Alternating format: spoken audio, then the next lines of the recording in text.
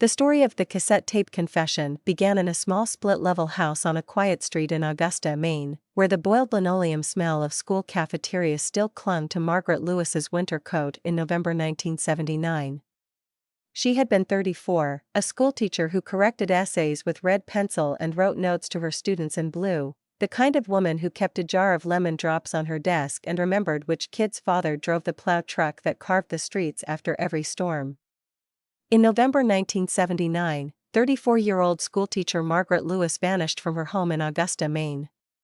Her classroom was left untouched, her car parked in the driveway, and her husband claimed she had gone to visit her sister, but she never arrived. Neighbors said her porch light had burned for 2 nights straight. The custodian at the school said her purse had sat under her desk, untouched, like a small animal caught at the edge of a storm. For decades, the case remained cold. Investigators found no clear evidence, and over time, the box of files gathered dust in the county archives. They called it the Lewis box, and it lived on a high shelf between a fire of 1963 and a bank robbery from 1988. In the early years, the Augusta police had knocked on doors until their knuckles ached. They searched the Kennebec River in waist-deep water that made their bones ring with cold. They wrote down every rumor, that Margaret had run off with an old boyfriend from Belfast, that she had been seen in a Pontiac near Skowhegan, that a drifter with a navy peacoat had come through the neighborhood and asked for directions to the post office. None of it held. Her husband, Thomas Lewis, told the first detective, an old-timer named Boudreaux who drank diner coffee like medicine, that his wife had left to visit her sister in Waterville and never showed up. He said Margaret had been restless. He said she had not been sleeping. He said she had been worried about bills, about the oil tank, about the winter. He showed the detective the neat stack of graded math quizzes on the dining room table, each with crisp numerals that looked like they had been inked with a watchmaker's hand. He let them search the house. He offered to make sandwiches at one point and then remembered there was nothing in the fridge but a jar of pickles and half a carton of milk. He seemed tired. Over the years, Thomas changed jobs twice, grew a mustache, and then shaved it off. He remarried in 1987 and then divorced in 1995. He stayed in Maine. He went fishing. The neighbors said he kept his lawn neat and his porch plain. When he showed up at the 10th anniversary vigil at the school auditorium, where the principal read Margaret's name into a microphone with a voice that shook, he brought a bouquet of carnations and stood in the back. No one could prove anything against him. The case slid into that frosted drawer where unsolved things lived. Then, in 2023, her niece cleaned out the family's basement and stumbled upon an old cassette tape labeled Interview, 1980. The niece's name was Elise, and she had grown up with the story of her aunt told in hush and pause, the way families try to protect their children from the sharp edges of the past. Elise wore a box cutter on a string around her neck that summer and sliced through tape like a surgeon. She found the cassette in a mildewed shoebox stuffed with dead pens and a Polaroid of a Christmas tree tipping to one side. Interview, 1980 had been written in a rounded hand, the G's looped low.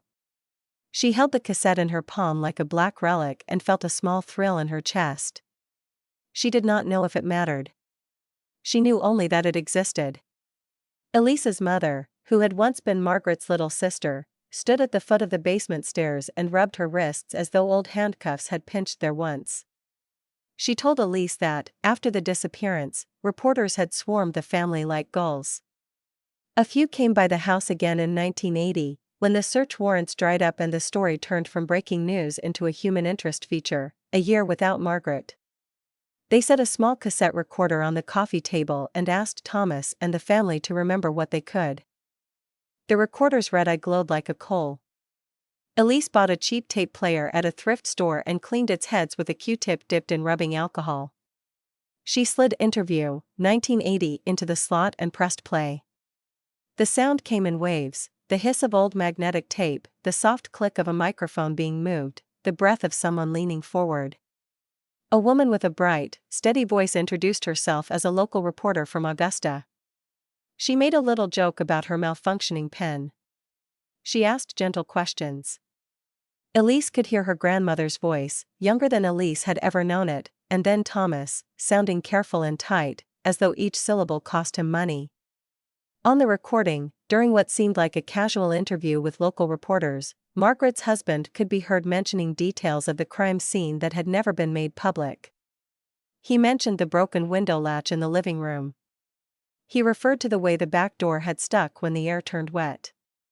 He said there had been a damp smell in the bedroom carpet that night and then corrected himself, "That morning, I woke up to it," and the reporter, so casually, asked, "What damp smell?"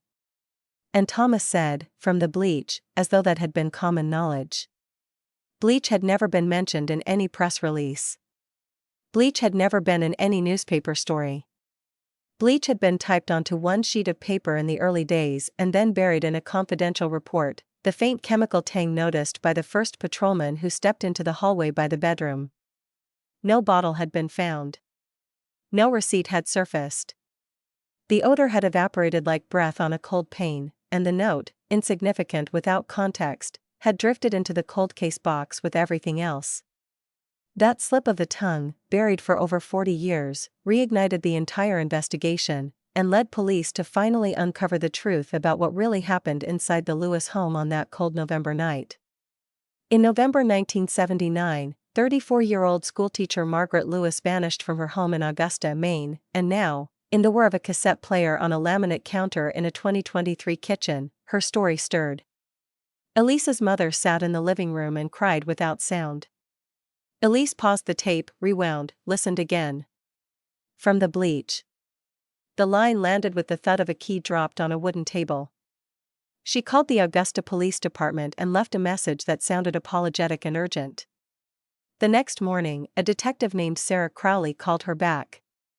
Crowley had a voice like cold water. She asked for the cassette. She asked for permission to copy it. She mentioned that she had read the Lewis file more than once. Detective Crowley drove out in an unmarked sedan and took the tape in both hands like something fragile and sacred. She wore her hair braided back and had the kind of patient eyes Elise instinctively trusted. Crowley slid the cassette into an evidence bag, then produced a portable digitizer from her tote. She recorded the entire tape onto a laptop that had a sticker of a loon on its cover. They listened together at the kitchen table. When Thomas said bleach, Crowley closed her eyes and made a small notation in her notebook with a green pen. Crowley walked out to her car and called the county prosecutor. She called the crime lab. She called a retired cop named Boudreaux, who remembered the smell, remembered the frozen fingers, remembered the way the news vans had idled in the cold outside Thomas Lewis's house until midnight. Crowley reopened the case that week, and the box came down off the shelf. The corners had softened. The top had a line of dust like a tide mark. Inside, there lay the old Polaroids, a bedroom neat as a hotel, a bedspread with paisley swirls the color of tea leaves, a hallway where light lay across the floor like a river. There were photos of the kitchen, of the sink, of a dish rack where 2 plates had stood and dried themselves to spots. There was a photo of a living room window with a bent latch. There were typed reports with margins full of stray ink, a stack of interview transcripts with coffee rings. Among them, pinned in the back, a single sheet where a young patrolman had written, "Possible chemical odor noted near master bedroom, cleaner or solvent? Could not identify. No container found." Crowley drove to the old Lewis house, which now belonged to a young couple with a toddler who ran laps around the living room. The hallway carpet had been stripped years earlier. The floorboards creaked in the same places. The back door still stuck when the air turned wet. Crowley asked permission to lift a section of baseboard near the bedroom. She ran a small swab along a seam and sent it off to the lab, knowing the years had thinned any hope to thread. She stood in the doorway of the bedroom and tried to arrange the past in her mind. In November 1979, 34-year-old schoolteacher Margaret Lewis had slept in this room, had buttoned a blouse in this mirror, had put on a pair of small gold earrings shaped like leaves. A week later, Crowley visited Thomas Lewis. He lived alone in a duplex near the river where the paint on the porch railing peeled in long strips. He had a television on a rolling stand and a bookshelf that bowed in the middle under the weight of old Reader's Digests. He recognized Crowley's name. He had kept the same careful voice. When she mentioned the cassette, he looked out the window as if expecting to see a younger man come up the walk. Crowley asked him to tell her again about the night Margaret disappeared, and he obliged, walking through the hallways of that old story with the steady tread of someone who had rehearsed it in his head for 44 years. At one point, he scratched his forearm and said the carpet had smelled damp that night. Crowley let the silence fill the room. Thomas's eyes flicked to her hands. He asked if she would like some coffee. She declined. She set her green pen down and waited. Crowley requested a transcript of the 1980 audio and had the tape enhanced by the lab, cleaned of hiss and hum until the words stood up straight. The phrase from the bleach became unmistakable, unambiguous, a shard of glass only visible when the light hit it just right. The prosecutor listened to the tape with a hand covering his mouth. He asked Crowley, "Was bleach public?" She shook her head. He exhaled. They drove to the clerk's office and pulled the old search warrant returns. No cleaner had been seized. No receipt had been found. It did not matter. The chain of knowledge was the point. Margaret's husband could not have learned that detail from any public account. Crowley tracked down the reporters who had made the recording. One had moved to Florida. Another had died in 2009. The woman with the bright steady voice lived in a clapboard house in Hollowell with a hydrangea that leaned over the walk like a polite person listening in. She invited Crowley in and set out a tray with 2 glasses of water. She said she remembered Thomas. She said she remembered a hush in that house so complete it felt like a held breath. She said she always believed families kept secrets because secrets were easier to hold in the dark. She had kept the original notebook from that day, stored in a banker's box with rubber bands gone dry. In it, she had written, "T says carpet damp, says bleach smell. Refuses photo of hallway. Eyes redden." Crowley went back to the school where Margaret Lewis had taught. The principal, a man who had once been a boy in the second row of her homeroom, unlocked the storage room where old yearbooks leaned and stickers peeled. He showed Crowley the classroom where Margaret had propped a poster of the solar system over the chalk tray. The room had been painted twice since then, but the windows still faced east and caught the first light like a memory. A janitor brought out a lost and found box from the late 70s returned by a retiree who had cleaned his attic. Inside lay a tarnished locket with a tiny clasp. Crowley clicked it open and found a black and white photo of a boy and a dog. The locket had no bearing on the case, but it felt like a relic of Margaret's world, a world where she had scribbled notes in blue and given extra lemon drops to the children who had hard mornings. The lab called to say the baseboard swab came back with nothing useful. Time had done what time did. Crowley expected that. She did not put her faith in Trace alone. She pulled bank records. She pulled oil delivery slips. The week before the disappearance, an extra bottle of bleach had been rung up at a corner store on State Street, paid for in cash, logged at 8:42 p.m. The clerk had long since retired to Florida, but the store still existed, now selling craft beer and lottery tickets. Crowley found an old payroll snapshot that placed Thomas's shift ending at 8 that night at the paper mill. It matched nothing and proved nothing, but it lay down in her mind next to the cassette like a rhyme. She sat with Elise again and asked her to tell her about Margaret not as a victim but as an aunt. Elise described a woman who wore a red scarf when it snowed and hummed to herself while she folded laundry. She said Margaret saved the corners of wrapping paper to use again and wrote letters on stationery printed with snowdrops. She said Margaret read aloud from A Wrinkle in Time to anyone who would listen, doing all the voices with a smile edging into laughter. Crowley believed that a clear picture of a life pulled a perpetrator into sharper relief. In November 1979, 34-year-old schoolteacher Margaret Lewis vanished from her home in Augusta, Maine, and in 2023 her niece, elbows dusted with basement chalk, had held a cassette that turned the lock. Crowley requested permission to re-interview Thomas Lewis with the prosecutor present. They set 2 chairs at his small kitchen table. The recorder's red light glowed steady. Crowley played the relevant section of Interview, 1980, and Thomas's face changed in a way Crowley had learned to recognize, the calculation of a person hearing, for the first time, the sound of his own past locking its jaws. He said he had been nervous. He said he had misspoken. He said reporters had asked leading questions and maybe he had repeated what they said. Crowley paused the recording and said, "They did not say the word bleach."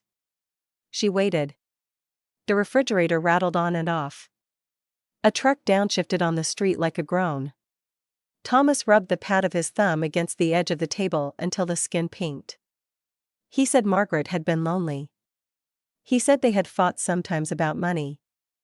He said he had been tired that week, bone tired, mill tired, winter tired. Crowley nodded. She did not fill the silence. She left the cassette running. The voice of the reporter filled the room again, fresh and unchanged, and then Thomas's younger voice, saying it, cleanly, with no background pressure, from the bleach. The prosecutor closed his notebook and looked out the window at nothing. Crowley thought about the broken window latch and the stuck door. She thought about the neat bedspread, the absence of a struggle, the colder absence of a body. She thought about the Kennebec, how it carried everything south in its patient muscle. She thought about what could be proved after decades and what could be shown in a courtroom where the winter of 1979 felt like a story itself. She moved slowly, step by step, because in a case like this, pace mattered as much as direction. She spoke with Margaret's colleagues. One remembered that, in the week before she vanished, Margaret had kept a stack of permission slips in her purse for a field trip that never happened. Another remembered a bruise at the edge of Margaret's sleeve that looked like the aftermath of a door frame. Each detail came like snowflakes landing on a sleeve, individual, exquisite, and melting unless captured with care. Crowley called the old mill timekeeper and confirmed the hours Thomas had logged. She found a gap unaccounted for between 10 and 1 on a Sunday he had claimed to be working overtime. She did not blink at it. She folded it away. Elise, restless and fierce now, began to read. She went to the library and found the microfiche reels that held Margaret's name. She slid them into the machine and watched the past flicker in negative, the headlines like ghosts, teacher missing, police seek tips, vigil draws 200, husband pleads for answers. She memorized the photos of Margaret where her smile turned a little to one side. She drove past the old house and did not stop. She kept the cassette on her phone now, a digital copy, and sometimes, alone in her car, she pressed play and listened to the sound of the reporter clearing her throat, to the breath, to the phrase arriving again like a stone thrown into clear water. Join us as we unravel the haunting story of the cassette tape confession, proof that sometimes, the past records its own justice. In November 1979, 34-year-old schoolteacher Margaret Lewis vanished from her home in Augusta, Maine. For decades, the case remained cold. Then, in 2023, her niece found a cassette labeled Interview, 1980, and on that recording, Margaret's husband could be heard mentioning a detail that had never been made public. That small slip of a word reopened a door that had been painted shut, and on the other side stood the simple, terrible architecture of a night when a life had gone missing and a story had been laid over it like a rug. Crowley kept going, thread by thread, voice by voice, returning to the kitchen where the recorder glowed, to the school where Margaret's chalk still seemed to powder the air, to the river that kept its own counsel, because in a case like this, the past did not sleep, it waited, patient as winter, for someone to hear what it had already said. Detective Sarah Crowley treated the cassette like a hinge. Every time it clicked into a player, another door in the past swung a little wider. She played Interview, 1980 for the lab a third time and asked the audio tech, a man with hearing so fine he could tell the make of a refrigerator by its hum, to listen not for voices but for the room itself. He leaned in with his eyes closed and said there had been a clock, not a ticking one but a chiming one, and not a grandfather clock. The resonance had sounded lower, boxed in, like a mantel clock against plaster. On the tape, just after Thomas Lewis said from the bleach, a clock had chimed twice, 2 clear bells, and then a third note, half swallowed, as if a pendulum had been interrupted by a hand. The tech marked the timestamp and sat back. That means the interview took place near the top of the hour, he said. It also means someone reached out and stopped the pendulum. People do that when they don't want noise on a tape. Or when they're nervous. Crowley went back to the crime scene photographs and saw it, plain as a penny on the ground, on the living room shelf in 1979, a square-faced mantel clock with brass feet, the kind sold in catalogs with phrases like heirloom timepiece. She logged the detail not because clocks proved murder, but because clocks proved presence. In November 1979, 34-year-old schoolteacher Margaret Lewis vanished from her home in Augusta, Maine, and in that home a clock had marked the hours no one could give back. The neighbors had aged into softness, but their memories kept edges. A woman named Edna, who lived across the street and canned peaches every August, had once kept a notebook of weather and small events: snow 4, oil man late, cat brought vole. Crowley asked to see it. Edna obligingly produced spiral-bound volumes from the late 70s, their pages crinkled with kitchen steam. On the page for Monday, November 12, 1979, she had written, in her careful teacherly hand, "Tom out late. Rug rolled on brown wagon. Cold breath." She had underlined rug twice. She told Crowley she had thought nothing criminal then, people moved rugs. But she remembered the oddness, how Tom had been alone, how he had loaded the rug into the wagon at midnight, how he had paused with his hands on his hips and looked up at the sky as if deciding whether to go through with something. "I watched because it was cold," she said, "and when it's that cold, you watch anything moving." Crowley photographed the notebook. She wrote down the wagon. She asked Edna to describe the rug. "Not fancy," Edna said. "Brown and beige and worn at one corner." In the old files, Crowley found an invoice for a steam cleaner rental from a hardware store on State Street, dated 2 days after the disappearance, billed to cash, signed by a hand that tried to look unlike Thomas's but couldn't hide the odd loop in the S. The old owner's son had kept all the carbon copies in a banker's box in his garage for reasons he called New England thrift.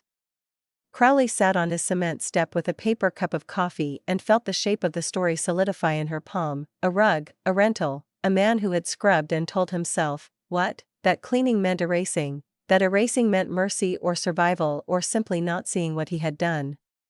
Crowley requested municipal records for the Lewis address in the months around the disappearance: oil deliveries, water usage, septic pumping. The office secretary, amused and intrigued by the resurrection of a case older than her, found a card in a recipe box that showed an unusual dip in water use in the week after Margaret vanished. "Some people stop bathing when they're grieving," the secretary said, then shrugged at her own softness. Crowley nodded. She did not read too much into dips. She read into patterns. On a separate index card, Crowley saw a note: January 1980, septic pumped, emergency call. She wrote the name of the old septic service and drove to a lot with a chain-link fence and a row of trucks that looked like faded blue whales. The owner, now white-haired, remembered the winter and the call: frozen ground, stuck couplings, a man who had paced and smoked and asked how long it would take. "You don't forget a man watching you that hard," he said. He had kept an old job log with shorthand marks. Next to the Lewis address he had penciled: solids thick, odd odor, bleach. Bleach again, hovering in the margins of other men's lives. Back at the old house, the young couple with the toddler said the upstairs bathroom had never drained right, even after a plumber snaked it. Crowley stood by the vanity and thought about P-traps, those little curved sections of pipe that held a teacup's worth of water to keep gases down, and sometimes held time. Plumbing was a hoarder by design. She asked the couple if the original trap remained. It had been replaced, they thought, around 1994. The husband remembered stashing the old pipes in the garage with other used someday junk because he hated throwing metal away. He returned with a box of ancient fittings and, at the bottom, a curved piece of brass pipe, greened with age. Crowley cradled it like a fragile bone. She sealed it, catalogued it, and sent it to the lab with a short, private prayer not aimed at heaven so much as at entropy: hold, just a little. The lab scraped the interior and found what pipes found: hair in a snarl so tight it felt like thread, fragments too small to see. DNA solved miracles, but chemistry solved ghosts. Bleach broke things apart. Still, a single hair's root gave up a partial profile consistent with a female relative of Elisa's family. It proved nothing in a courtroom. It was enough for Crowley to keep pressing. She thought of Margaret leaning over the sink to rinse a cloth, her hair falling forward, her life contained in a curve of brass. In November 1979, 34-year-old schoolteacher Margaret Lewis vanished from her home in Augusta, Maine. In 2023, a trap coughed up a whisper. Crowley reconstructed the last week of Margaret's life hour by hour. She drew it on a whiteboard in green marker. Tuesday, parent-teacher conferences. Wednesday, faculty meeting. Thursday, a note to the custodian about a sticking window. Friday, the stack of math quizzes. Saturday, a grocery list with oranges, and twine and stamps. Sunday, the day Thomas claimed she had left for Waterville. Crowley wrote Waterville and circled it. She drove the route Margaret would have taken, a short, ordinary run along a road that shone with frost in November. Halfway, there lay a pull-off by a stand of pines, a place truckers used to nap. In a state DOT record, Crowley found a service call from 1980. A plow had clipped a culvert there, exposing a tangle of old trash, including a section of rug stained brown. The record had not referenced the Lewis case. The responding worker had simply listed debris hauled. The dump records, miraculously preserved by the same brand of thrift that had saved the hardware slips, named the truck and the date. Crowley drove to the current landfill, walked the office corridor lined with faded fish photos, and asked for the man who had driven truck 12 in 1980. He came out rolling his shoulder like old weather. "I hauled all kinds of rug," he said, "but I remember that one because it stank like a motel." He meant bleach, cigarettes, old fear. Elise, meanwhile, had turned her living room into a kind of family museum. She spread photographs on the carpet and made timelines with string like a child building a fort. She called her grandmother's sister, who mailed a shoebox of letters that Margaret had written in the years before 1979. In one, Margaret had written in her small slanted script, "Sometimes the house feels like a place I share with a stranger. Tom works so hard but he looks at me like a ledger." In another, "I have thought of asking to stay with you a week to clear my head, but I don't want to cause talk." Elise read the letters until her eyes burned. She felt guilt about reading private pain and then felt anger that privacy could become a grade over truth. She handed copies to Crowley, who filed them without romance. Words mattered less for prosecution than for portrait, but portraits helped juries understand the weight of a person's absence. Crowley paid another visit to the reporter with the bright steady voice in Hollowell. The woman pulled down an old cassette recorder from a shelf and produced 2 more tapes labeled simply with dates, late January 1980, early February 1980. She had not thought they held anything different, she had used them to test out a new microphone. Crowley played them anyway. On the first, street noise, a passing truck, someone laughing, then, faintly, Thomas's voice in a doorway saying, "Not in the bedroom." On the second, Crowley heard the rustle of a plastic bag and the clink of glass set on wood. A man, Thomas, she believed, said, "I threw it out." The reporter, off mic, said, "What?" The man said, "The bottle. Under the sink." "I can't," then a door closed. Crowley did not take the tapes as gospel. She took them as a seam in fabric, an edge to pick at until the whole garment gave. She had the 1980 tapes enhanced again. This time, beyond the clock and the refrigerator's cycle and the clink of glass, the tech isolated another sound, a faint rhythmic thunk-thunk from outside, like someone carrying something down a wooden stair. 3 beats, a pause, 3 beats. "Porch steps," the tech said. Crowley thought of the back deck at the Lewis house, the way it had sounded when she tested its flex. She allowed herself a picture, a rolled rug balanced on a shoulder, a man counting without numbers. When Crowley asked Thomas about the rug, he said they had thrown it out in October for moths. She showed him a photo of it in November. He closed his eyes as if from a headache. She asked him about bleach. He said he cleaned when he was anxious. She asked him about the septic pump. He said pipes acted up in winter. She asked him if he had loved Margaret. He said yes, with a boyish suddenness that pricked. Crowley believed he had. Love did not acquit. It often indicted. The prosecutor obtained a new warrant to search Thomas's current duplex. They did not expect trophies. Men who lived with their mistakes for 4 decades did not keep souvenirs, they kept habits. In a closet lay an old pair of rubber gloves, cracked with age. On a shelf stood a box marked tools. Inside, wrapped in newspaper from 1986, lay a brass key engraved with the number 17.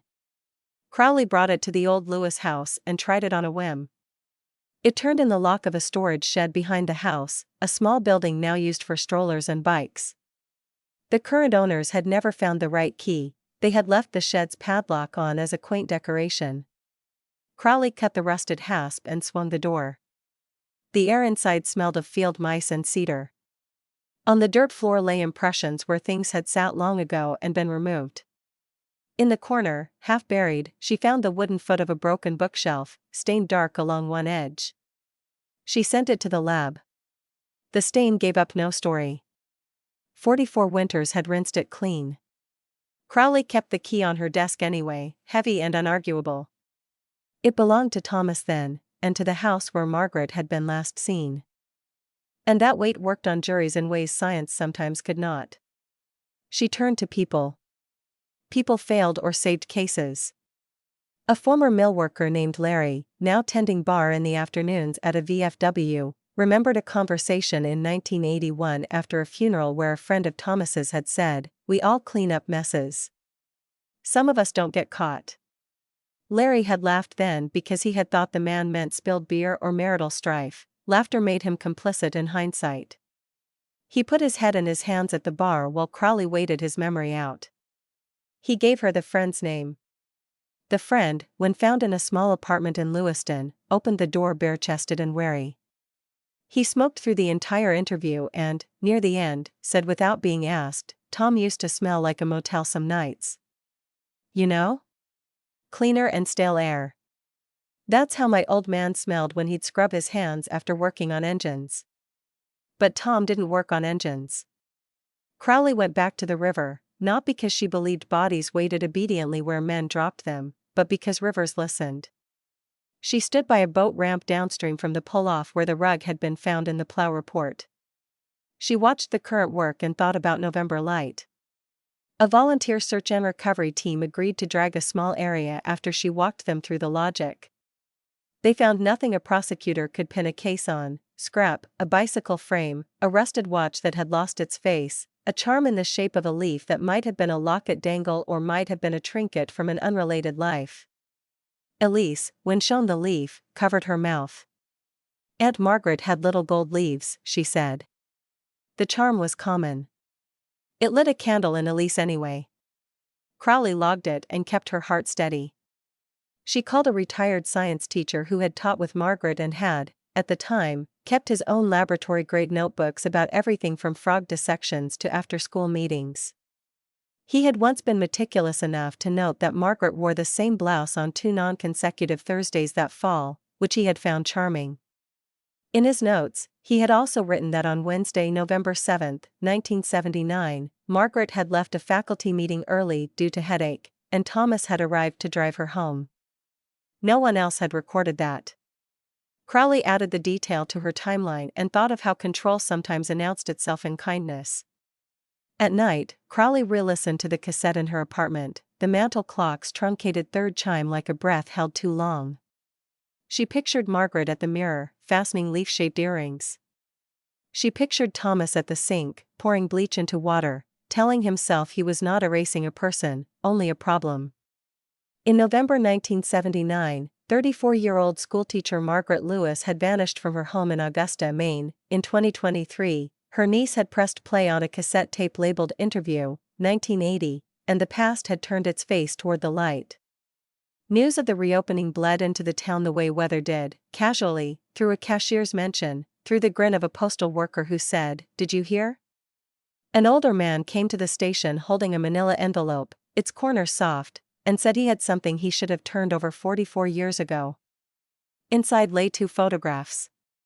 In the first, taken from a distance, Thomas lowered something heavy into the back of a brown station wagon at night. The flash had made his face a mask and turned his eyes to coins.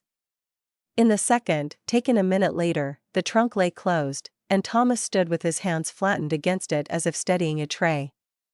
I took them because I had a new camera and I was an ass, the man said, gesturing at his younger self's stupidity.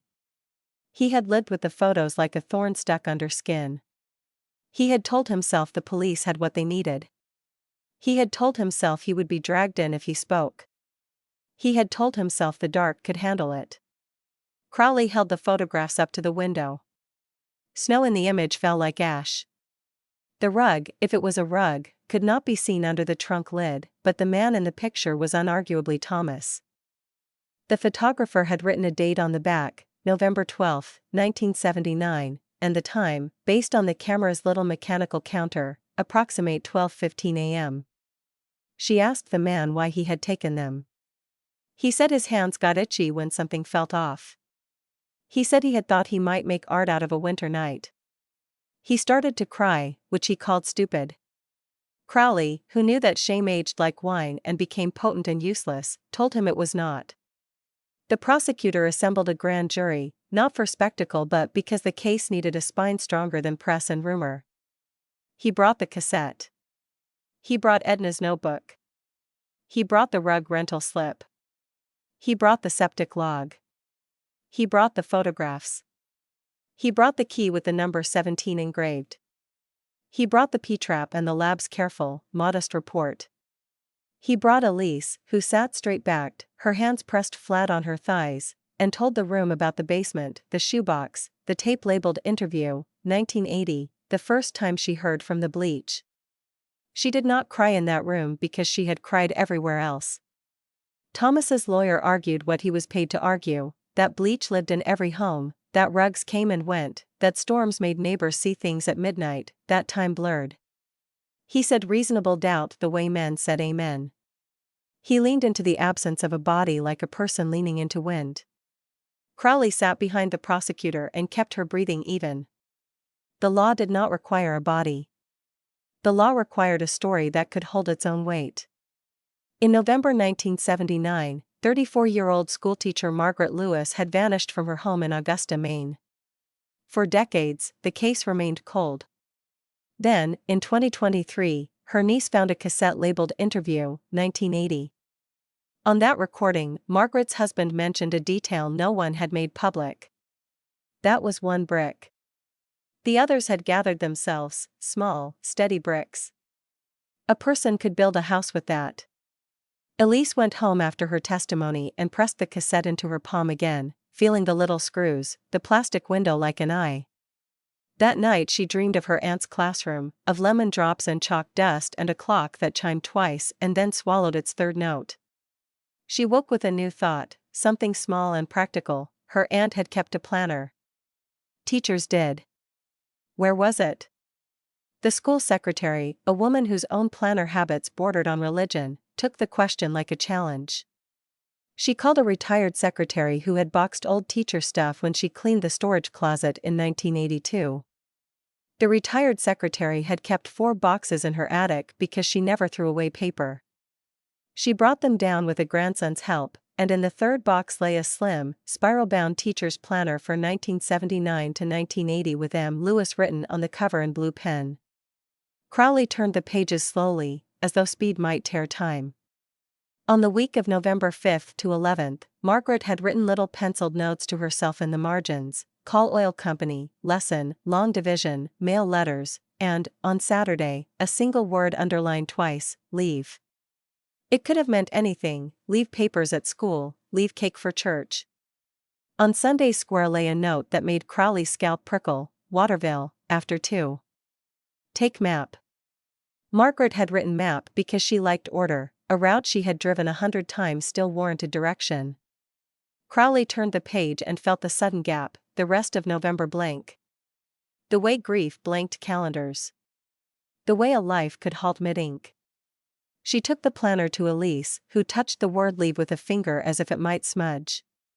She would have written if she'd arrived, Elise said. Aunt Margaret always finished her notes. She circled things when she did them. Crowley nodded, thinking not of handwriting analysis but of human pattern. In a trial, a planner was a whisper, not a shout. Still, the word leave spoke. A janitor who had worked nights at the school in 1979 stopped by the station one afternoon with a folded shoelace in his pocket. He said the lace had come from the lost and found bin Margaret had kept. He had taken it back then because he needed one for his boot and then never used it. It seemed absurd and holy, this offering of a shoelace across decades. He told Crowley he had seen Thomas once in the hallway after hours, standing in the dark outside Margaret's classroom. He said he was waiting, the janitor said. I said for what? He said for her to finish up. I said she left 10 minutes ago. He had forgotten it until he heard the radio about the cassette tape confession and felt the memory rise like a fish hitting the surface. In the evenings, the townspeople began to leave little things on the low stone wall near the school sign: a lemon drop, a pencil with a worn eraser, a paper leaf cut by a child's hand. Elise walked by and saw them and felt something shift in her chest that was not closure. Closure was a word for drawers, but a loosening, a town's jaw unclenching. She thought of how, for decades, the case had remained cold. Investigators had found no clear evidence, and over time, the box of files had gathered dust in the county archives, and now dust itself seemed like a character who had been asked to step aside. Crowley visited the paper mill where Thomas had worked and asked to see the tally books from 1979. The foreman, a man who could read a machine by sound, led her to a storage room that smelled like graphite and rain. In a ledger dated November 11th, a note in the margin read, "Lewis, left early, family call." In another ledger dated November 12th, a different hand had written, "Lewis, late, said car trouble." Crowley laid the ledgers side by side and stared at the small, obvious truth: car trouble was a way men covered their footprints. She did not sneer at it. She logged it and moved on. She went to Waterville and talked to the sister, who had, for a lifetime, lived with the guilt of a visit that never happened.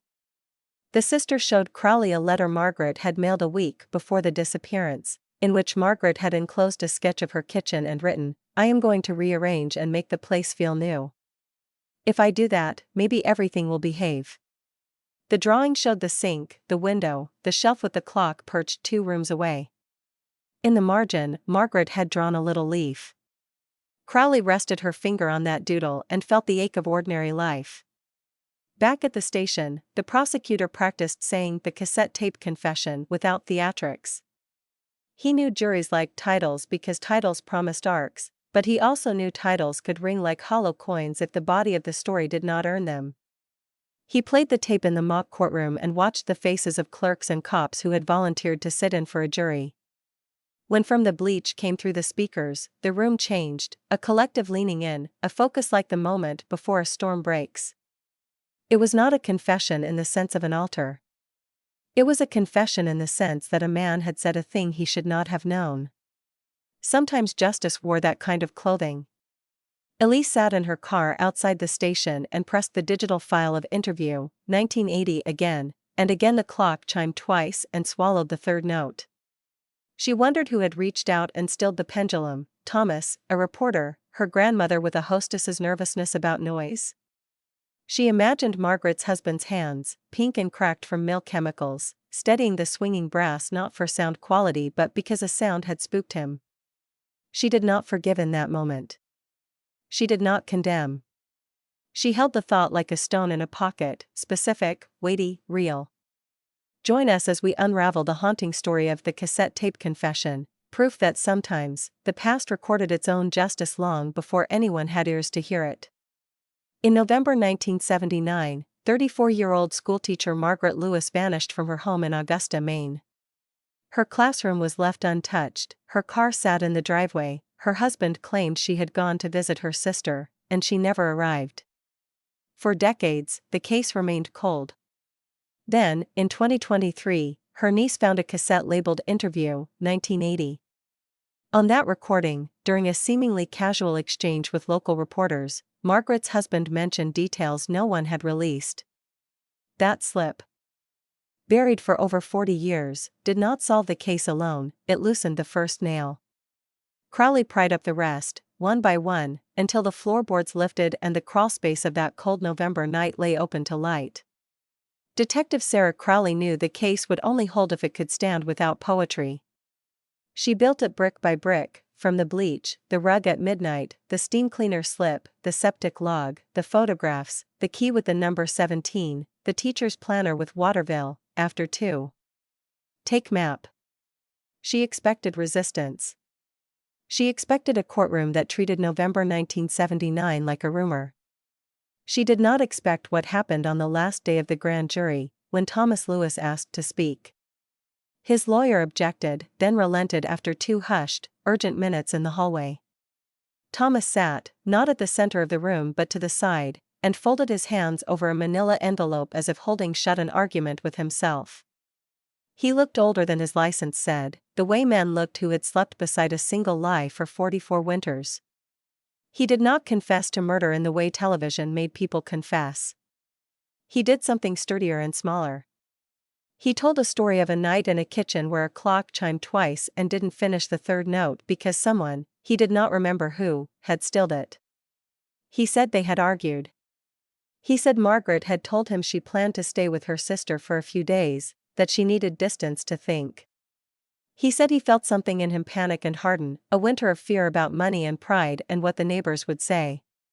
He said he grabbed her wrist as she passed, and she pulled back, and in that clumsy second she went down hard, hip first, shoulder second, head last, the back of her skull striking the sharp edge of the low bookshelf foot that Crowley would later find, stained and silent, in the shed.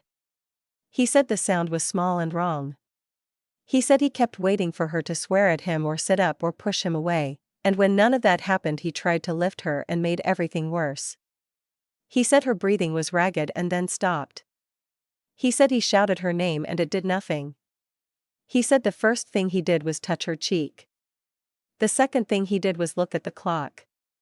The third thing he did was make a decision that would ruin the rest of his life. He cleaned. He said the bleach had been under the sink. He poured too much and the smell bit his throat. He said he rolled the rug because he could not look at the floor without thinking of the sound. He said he put her in the car because he did not know how to explain an accident that looked nothing like one to anyone who did not live inside his head. He drove in the cold, terrified of lights, of people, of the river that looked like iron in November. He said he chose the pull-off because he had once stopped there to fix a belt squeal and remembered the way the darkness held the trees. He said he slid the rug down the bank and lost his footing and scrambled back up with cedar needles in his knees. He said he thought the river would swallow everything he had done, the way men told themselves rivers did. He said he went home and scrubbed until his fingers split and the water burned his skin. He said he could not make the smell leave the carpet, so he left it in the air and told the police that his wife had gone to visit her sister and not arrived. He said it all without tears, but his voice thinned at the word Margaret and broke at the phrase my fault. He said he had tried to be a person the town could look at without seeing what he had done. He said he had married again because he thought a different story could save him. He said nothing had saved him. He did not ask for forgiveness because he did not believe he deserved it and because he knew that forgiveness did not work like a button one pressed. He looked at Elise only once, and when he did he said, "I am sorry," in a way that was not for the record. The grand jury returned a true bill for manslaughter. Then, after a night of argument and review and counsel, the prosecutor filed a superseding indictment for felony murder under the theory that the assault turned fatal and the later acts showed consciousness of guilt. Thomas's lawyer negotiated in a room where the blinds threw laddered shadows across a conference table. The state would accept a plea to manslaughter with enhancements for concealment and tampering if Thomas provided a sworn, detailed account and led investigators to any remaining physical evidence he could identify. He agreed. He drew a map with a shaking hand, an arrow toward the pull-off by the stand of pines, a circle where the bank sloped and the ground had given under his boots. He marked a second spot behind the old house where he had buried the broken foot of the shelf before moving it, years later, to the shed. His memory had blurred, but shame had a compass. Crowley and a small team went out at dawn. The river had shifted banks in 44 winters. Roots had thickened. The pull-off had been widened. They found no bones. They found a strip of rug wedged under a snarled root at the edge of a side channel, the pattern brown and beige and worn at one corner, exactly as Edna had underlined in her notebook. The lab could not pull DNA that would make a courtroom sing. The weave itself was testimony, and the photographs from 1979, boosted and balanced by modern eyes, showed the twin of that pattern in the Lewis living room, down to a tiny manufacturing flaw that repeated every 20 inches. The prosecutor put his finger on the flaw and felt a steady, quiet fury, the kind that did not shout but did not let go. In open court, the story was told once more, clean, almost clinical, as the law required. The judge spoke plainly about the fact that in November 1979, 34-year-old schoolteacher Margaret Lewis vanished from her home in Augusta, Maine, that her classroom had been left untouched, her car parked in the driveway, and her husband had claimed she went to visit her sister and never arrived, that for decades, the case remained cold and the file gathered dust in the county archives, that then, in 2023, her niece cleaning the family basement found a cassette labeled Interview, 1980, that. On that recording, during what seemed like a casual interview with local reporters, Margaret's husband mentioned the smell of bleach, an undisclosed detail, thus reigniting the investigation, and that the cassette tape confession had not been a confession in words alone but a widening circle of corroboration until the truth of what happened inside the Lewis home on that cold November night could no longer hide in the gaps. The judge asked Thomas to stand. He accepted the plea, entered the factual basis, and sentenced him under the statutes in effect today with consideration for the era's norms and the gravity of concealment. The number the gavel gave the act did not change the fact itself. Nothing did. But law named things, and naming mattered. The courtroom emptied the way rooms do after a storm, slowly, with people looking for umbrellas they had brought in fair weather. Outside, microphones waited. Crowley stepped past them and did not perform victory. Elise stood at the edge of the steps and held the old cassette in her pocket like a talisman. She did not speak either. In the days that followed, the school where Margaret had taught set a small plaque near the east-facing windows, in memory of Margaret Lewis, teacher, beloved. May truth find voice. On a Thursday morning, a class of fourth graders pinned paper leaves they had cut themselves along the windowsill. A girl dropped a lemon drop in a jar and whispered, "For your kids," even though Margaret had had none. The janitor who had once pocketed a shoelace tied that lace, at last, to the plaque's post like a ribbon.